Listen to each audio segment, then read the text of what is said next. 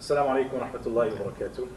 I'm here with Ibrahim bin Abid of Khidmatul Awam. He's got an interesting relationship with Makkah al-Mukarramah, with Hajj.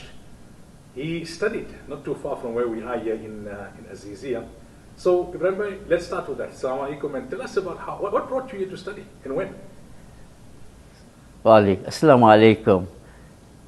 And as a young person, I always had this ambition to learn the language of the Quran, to learn the Arabic language.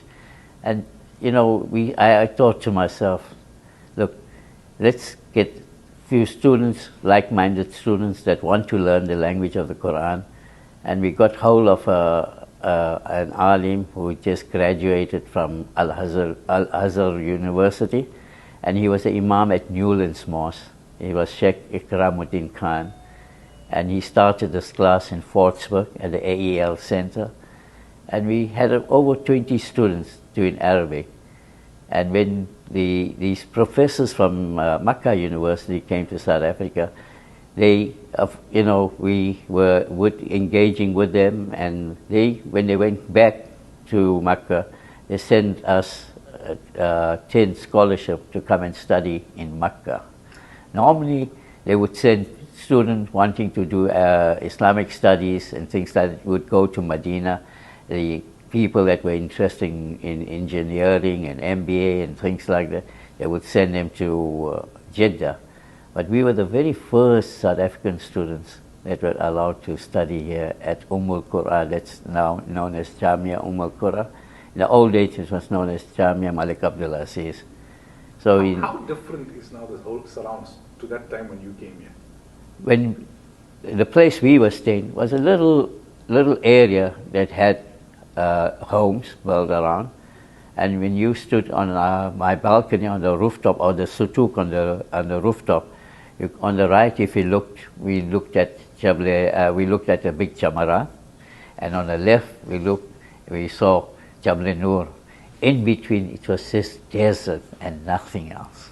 And now it's so developed. It's well developed. It's been a tremendous change. The whole of Makkah, especially in the old days, it was just two hotels that accommodated South African Ḥujjāj.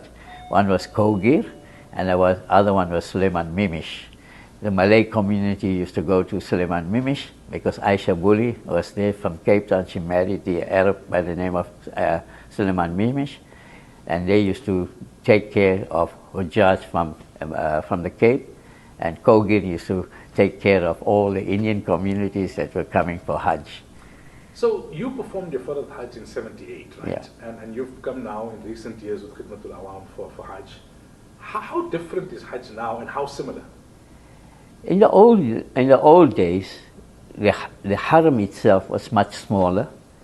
They had on the Mataf, it was sand, and they used to have the light poles in the center.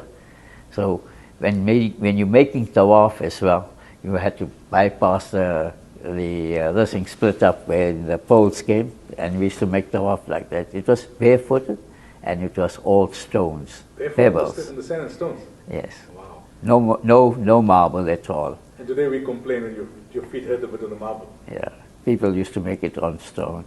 There was the king's castle, king's palace there. There was a road going right through.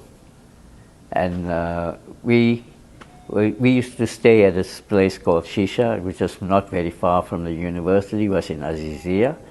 And we used to walk to the Haram.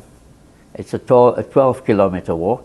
And in the evenings we used to walk and stay in the Haram till Fajr Salah and then come back home. The first Hajj in 1977, the university called, the professors from the universities called me in, and they told me that they have a bit of a problem. They have a lot of female students studying here, and they wanted to go for Hajj. So I was the only married couple. We were the only married couple. So they told us that they would give us a camp in Mina, a camp in Arafat, and they would give us transport to take us there. So myself and my wife, we made Hajj with 28 female students. And it was so fascinating because it's the first time making Hajj, you had foreign students traveling with you, and they gave us 2 camps. There was a camp for my wife and I, and they had a tent for the female students as well. And in our first Hajj, the very first time when we went to stone at the Jamarat, and the Jamarat was an old Jamarat. It was just one little pillar with a circle around. And you know, if you're pelting, when you're pelting, you could pelt the guys on the other end if you missed the stone, the pillar itself. It's just ground level. The pelting was just ground level. So you've been coming in recent years now, right, as a khadim for Khidmatul Awam. When I see you guys, you're just moving helter-skelter, busy all the time. For our listeners and viewers back home, tell us, what do the khadims do in the background? What keeps you busy and what keeps you motivated? Why do you do this? Simply because for the love of taking care of Allah's guests, we have always did this, always in the background we know. If you're caring for the Ḥujjāj, and the Ḥujjāj is Allah's guest, if the Ḥujjāj make dua for you in the haram, in Masjid Nabawi, it's like Jannah for us, you know, because they're Allah's guest and you're caring for your Allah's guest. But as KEP, we started KEPs about 16, 17 years ago, and as a small group, our maqsad was to bring down the price of Hajj, because we worked on a very, very small margin. We worked on a cost plus 3% margin, and we set the pricing for all the other travel agents in South Africa. So if they wanted to take people for Hajj, they had to bring down the prices, and that's how we were able to bring the price of Hajj to much affordable rate. But unfortunately, we were fighting a losing battle, and we have always been fighting it, because number one, in the beginning, it was much better because the rates were, the rand was much more competitive, and the tanassul that we were paying was the 5 days for the 5 days was much cheaper. That was all pre-COVID. But post-COVID, it just like we were paying around about 12,000 rand for tanassul. It jumped from 12,000 rand to 28,000 rand post-COVID. And it's just been going up and up because of the modern facilities they're providing and the changes they're bringing about, and all that is money. So for those who haven't been on Hajj, or if they've been but they haven't really taken notice, what do khadims do in the background? What kind of logistics and what kind of work are you involved in? First thing, we are assigned groups. We come, our Hajj packages are based on a 6 week, 5 week, 4 weeks, 3 weeks, 2 weeks packages. And with each group, we have one khadim coming through. But the criterion for a khadim to come through to Hajj, he should have performed a Fard Hajj. And having performed a Fard Hajj and having some little experience and being very socially inclined, he could take care of the Hajis that came with us. At the background, we make sure that before the Hajj, we have teams made up, a team for Medina, a team for Makkah, and a team for Azizia. And before the Hajj comes into Medina, we have a group already there.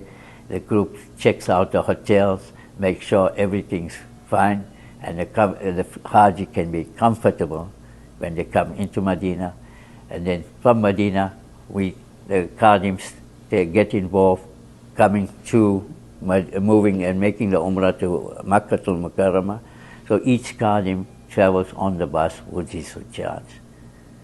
So the Ḥujjāj are always updated about the surroundings, about the history of the place. We do ziyarah for the Ḥujjāj as well. And we have, a lot of ulama. So we bring out a lot of ulama with us as well. So they have personal contact with the ulama that come through. The other thing is that what does it take? What work is entailed in terms of getting these buildings ready in Azizia, as an example?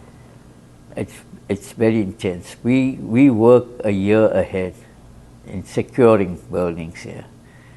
and making sure that the Ḥujjāj, when they come into the building is ready to accept the Ḥujjāj, and they are comfortable in the surrounding where they are. Because here, most of the buildings are closed throughout the year. It's only during the time of Hajj these buildings are open.